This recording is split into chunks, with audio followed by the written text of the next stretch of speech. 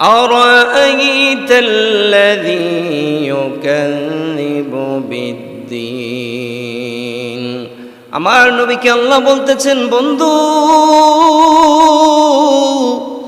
আরাআইতাল্লাযী ইউকাযযিবু বিদ্দীন, আপনি কি তাদেরকে দেখেন নাই যারা কিয়ামত দিবসকে যারা অস্বীকার করে, যারা কর্ম দিবসকে যারা অস্বীকার করে। আল্লাহ তাআলা বলতেছেন, ফাযালিকাল্লাযী ইয়াদউল ইয়াতীম। বন্ধু, কিয়ামত দিবসকে যারা অস্বীকার করে তারা কারা? তারা হলো যারা ইয়েতিমকে যারা ধাক্কা দেয়, ইয়াতিমকে যারা কষ্ট দেয়, ইয়াতিমকে যারা গলা ধাক্কা দিয়ে বাহির করে দেয়, তারাই হলো ওই লোক যারা কিয়ামত দিবসকে যারা অস্বীকার করে।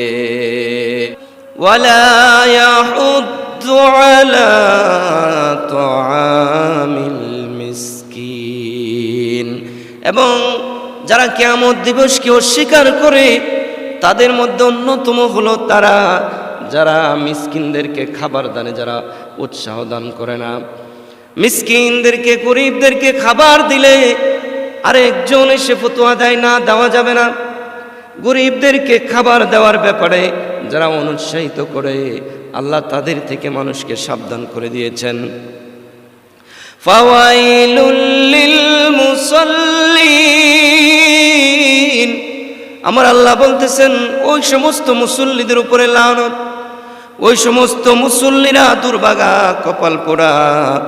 আল্লাযীনা হুম আন সালাতিহিম সাহুন, আমার আল্লাহ বলতেছেন ওই সমস্ত মুসল্লি যারা নামাজের মধ্যে গাফিলতি করে, অর্থাৎ যারা নামাজের মধ্যে অমনোযোগী, নামাজের মধ্যে যাদের মনোযোগ নাই, আল্লাহ তাদের প্রতি রাগান্বিত হয়েছেন। আল্লাযীনা হুম ইউরাউন, আর যারা মানুষকে দেখানোর উদ্দেশ্যে যারা নামাজ পড়ে, নামাজ পড়বেন ঠিক আছে, কিন্তু মানুষকে দেখানোর উদ্দেশ্য যদি সেই নামাজ হয়, সেই নামাজ রিয়া যুক্ত নামাজ হয়ে যাবে, আল্লাহর কাছে তা কবুল হবে না। আল্লাহর কাছে কবুল নিয়ত যদি নামাজ পড়তে হয়, তাহলে মানুষকে দেখানোর জন্য নামাজ পড়া যাবে না। নামাজ পড়তে হবে একমাত্র আমার আল্লাহকে রাজি এবং খুশি করার জন্য।